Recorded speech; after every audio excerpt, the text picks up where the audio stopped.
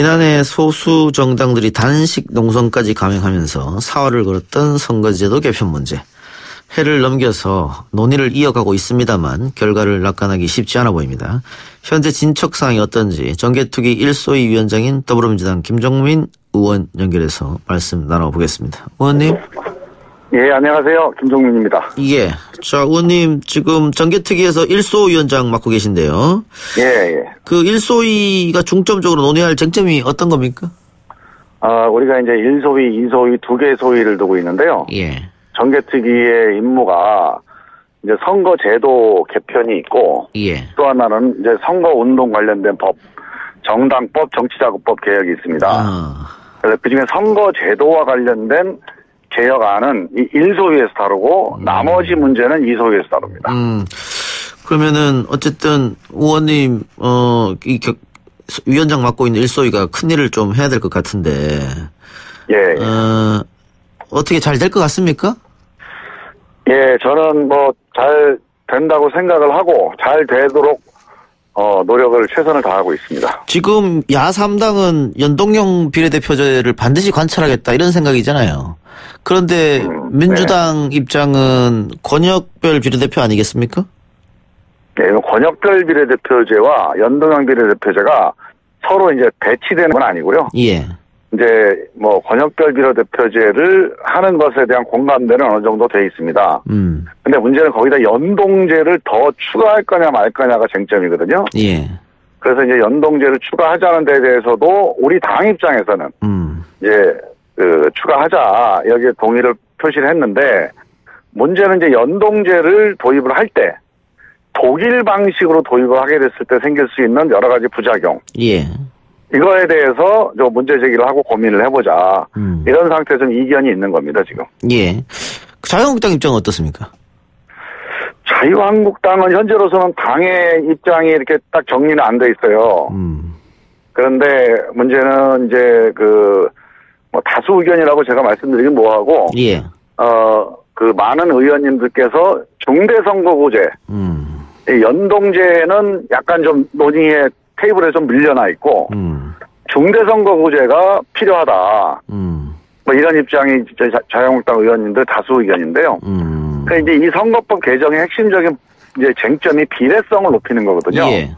그러니까 전체적으로 이제 득표수대로 의석이 돌아가야 된다. 예. 이런 취지인데, 이 비례성을 높이는 방식이 그 두 가지입니다. 하나는 비례대표제를 확대해서 연동제로 가는 방식이 있고 하나는 이 중대선거구제로 가는 방식이 있습니다. 근데 이제 자유한국당은 그 중대선거구제로 가는 방식을 좀 선호하는 편이죠. 그럼 어떻게 각 당의 입장 차이가 좀 큰 거 아닙니까? 예, 크다고 볼 수 있습니다. 예, 근데 시간이 지금 얼마 없잖아요. 예. 어떻게 이걸? 근데 이제 지금 예. 제가 보기에는 예. 입장 차이가 크긴 한데요. 결과적으로 이 문제에 대해서는 결단이 필요한 문제거든요. 그러니까 이 제도의 장단점에 대한 논의는 그동안에 많이 돼 있습니다. 그래서 결과적으로는 결단의 문제인데 그 결단과 관련해 가지고 이제 제일 걸려 있는 문제가 자유한국당 입장에서는 이 권력구조 개편까지 같이 해야 된다. 예. 뭐 이렇게 해서 이제 여야 원내대표 합의안에 들어가 있지 않습니까? 예. 그래서 이제 그게 이제 가장 큰 쟁점에 중대선거구제도 쟁점이지만 그래서 이제 그 문제에 대한 논의를 우리가 이제 어떻게 가져갈 건지를 합의하는 게 되게 중요한 쟁점이고요. 예. 그다음에 이제 야3당과 민주당과의 쟁점은 야3당은 100% 비례성을 추구하자 이런 좀 욕심이 좀 높은 거고요. 우리 민주당은 지금보다 지금하고 독일하고의 우리 한 중간 정도로 비례성을 높이는 게 현실적이다. 왜? 우리는 지역구 선거를 지금 70% 이상은 해야 되지 않냐. 그렇다면은 비례성을 높이는데 어느 정도 한계에 있다는 걸 현실적으로 인정해야 된다. 뭐 이런 정도의 서로 간의 쟁점이 있어서 나는 야3당과 민주당은 오히려 접점이 좀 생길 거라고 생각을 합니다. 그래요. 어쨌든 비례성을 높이는 데는 다들 공감하는 것 같은데요. 네, 공감을 하고 있습니다. 예. 그런 식으로 제도 개혁을 바꾼다고 하면 뭐 여러 가지 지금 안이 있습니다만 결국은 의원 정수를 늘려야 되는 문제에 부닥치게 되는데 지금 관련한 여론조사 보면 국민들 대다수가 절대로 안 된다고 국회의원 늘리는데는 오히려 줄여야 된다 이러고 있거든요. 그러면 그렇죠. 예, 그 집권 여당에서 국회의원을 왜 늘릴 수밖에 없는지 이런 설득 작업이 좀 필요하지 않느냐 이런 얘기도 있단 말이죠. 어떻게 보십니까? 근데요, 일단 저희 입장은 이렇습니다. 일단 우리가 비례성을 높인다 하더라도 의원 정수를 늘리는 방식이 있고 아니면 지역구 선거구를 좀 줄이는 방식이 있습니다. 지역구를 줄이고 비례제를 늘리고. 그렇죠. 예. 그래서 우리가 이제 의원들이 반발을 하니 지역구를 줄일 수 없을 거다 이 전제를 두고 이제 정수를 늘리자는 거 아니겠습니까? 그런데 이 의원들의 지역구에 대한 반발은 우리가 좀 피해가는데 국민들의 정수 확대에 대한 반발은 우리가 설득할 수 있다. 난 이것도 현실적인 판단은 아니라고 봐요. 사실은 국민들이 지금 되게 강력합니다.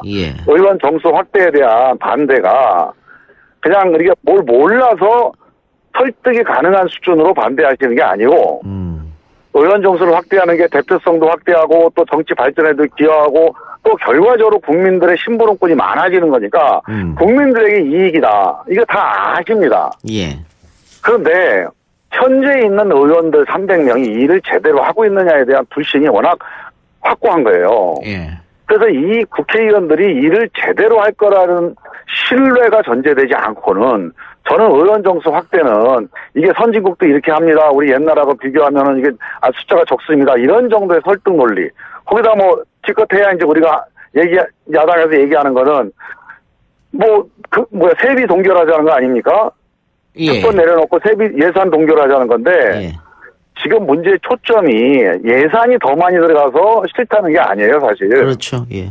기본적으로 일을 제대로 안 하고 맨 쌈박질만 하니까 이 구도가 안 바뀌는데 어떻게 숫자를 늘리냐. 그래서 이 점에 대한 근본적인 국회 개혁의 결단이 전제돼야 이 문제는 좀 진도가 나갈 거다. 저는 이렇게 보고 있습니다. 그러니까 의원님 말씀처럼 SBS가 조사한 것은 국회 의원들 혜택을 축소하는 단서를 달았음에도 반대가 74.6%더라고요. 그거까지 해결 안 됩니다. 그러면은 지역구 국회의원을 줄인다. 이거 지금 현직 의원들이 가만히 있겠습니까? 그리고 뭐 당장 의원님도 논산이 지역구잖아요. 저는요, 개혁을 하려면 그런 결단을 안 하면 그게 개혁입니까, 사실? 지금 우리 20세기를 갈 것도 없이 1990년 이후에 전 세계에서 선거제도를 개혁한 나라가 한 10나라가 됩니다. 그 10나라가 거의 모든 나라가 지역구 선거를 50% 이상 한꺼번에 줄이는 개혁을 한 거예요. 그러니까 지역구 선거를 줄이는 게 불가능하다면 사실 국민들한테 선거제도 개혁하겠습니다. 이렇게 말씀드리기가 좀 민망한 거죠.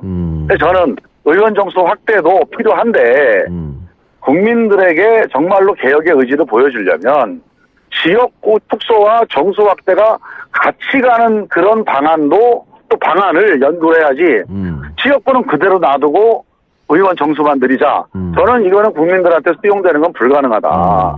그래서 저는 일단 현 정수 안에서 지역구를 줄이면서 국회 개혁을 최대한 해서 국민들의 신뢰를 회복하는 안을 내놓고 열심히 한번 연구를 해봤는데 도저히 의원 정수 확대 없이는 개혁이 진전이 안 되겠다. 그렇게 여야 간에 판단이 들면 그때 국민들에게 이러이러한 국회 개혁을 전제로 해서 정수를 좀 늘려주십시오 하고 호소를 하는 게 그게 맞는 순서다 이렇게 보는 거죠. 나경원 한국당 원내대표가 이 선거제도 개편을 두고 원포인트 권력구조 개헌도 같이 논의해야 된다. 결국은 의원 내각제 이걸 염두에 두고 이렇게 말한 것 같거든요. 어떻게 보세요? 그거는 꼭 그것까지는 아니고요. 이제 왜 어떤 문제가 있냐면 연동형 비례대표제를 하자는 거는 기본적으로 정당 득표율대로 전체 의석을 결정하자는 거 아니겠습니까? 근데 그렇게 되면 독일도 마찬가지지만 30% 정도의 의석밖에 못 얻어요. 일당이 2당이. 그럼 대통령제 하에서는 집권 여당이 대통령 소속 정당이 40% 이상 의석을 가져갈 수 없는 이 제도로는 도저히 대통령제가 운영이 안 되는 거죠. 그래서 사실은 연동형 비례대표제 하려면 실제로 대통령제가 아니고 의회제로 가는 게 전 맞다 이렇게 봅니다. 그게 조화로운 제도다. 예. 예, 그 조응성이 있는 거죠. 서로가 궁합이 맞는 겁니다. 예. 그래서 저는 뭐 그렇다고 해서 우리가 의회제로 가기는 좀 어렵지 않습니까? 그렇죠. 아직 국민들이 대통령 중심으로 확고한 개혁적인 대통령에 대한 기대를 아직 가지고 있는 거예요. 예. 국회에 대한 신뢰가 아직 의회제를 하기에는 좀 부족합니다. 예. 그래서 그런 과도적인 단계를 예상해 볼 수 있겠죠. 좀 대통령 권한이 좀 분산되면서 의회가 좀 대통령하고 협력을 좀 강화해 나가는 그런 협치적 구도 정도가 가능한 거지 의회제로 바로 가는 거는 저는 뭐 아직은 어렵다고 봅니다. 그런데 뭐 청취자들도 저와 같이 느낄 수 있겠습니다만 결국은 이렇게 정개특위 논의를 지지부진하게 하다가 아무 개혁도 못하는 거 아니냐 이런 걱정을 할 수 있을 것 같아요 국민들이. 맞아요. 저도 이제 그런 점을 걱정은 하는데요.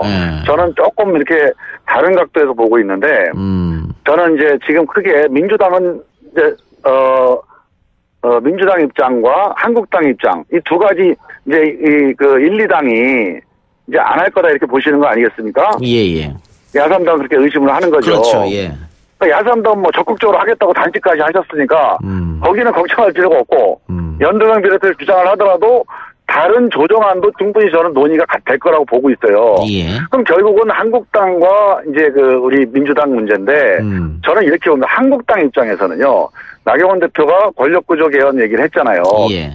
그런데 그 문제는 의회제로 가는 건 불가능하고, 현재 있는 대통령 권한을 조금 조정을 해서, 의회와 대통령이 대립하는 현재 상황이 아니고, 의회와 대통령이 협력하는 그런 구조로 좀 제도 개선을 모색하자 이런 데 초점을 맞춘다면 저는 그거는 대화 여지가 있다고 봅니다. 그리고 한국당도 만약에 그런 가능성이 있다면 저는 어떤 식으로든지 선거제도 개혁에 임할 거다. 그다음에 우리 당 입장을 한번 생각을 해보면요.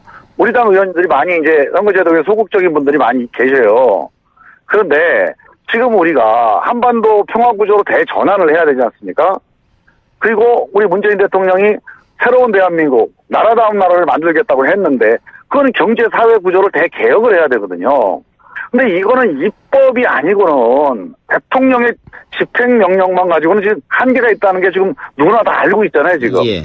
그래서 저는 문재인 정부의 성공을 위해서 혹은 이 나라다운 나라를 위해서는 이 경제 사회 구조에 대한 대개혁을 해야 됩니다. 예. 그런데 이걸 하려면 이 국회에서의 협력체제가 필요하니 우리가 선거법 개정을 통해서 좀 대타협이 가능한 환경이 가능하다.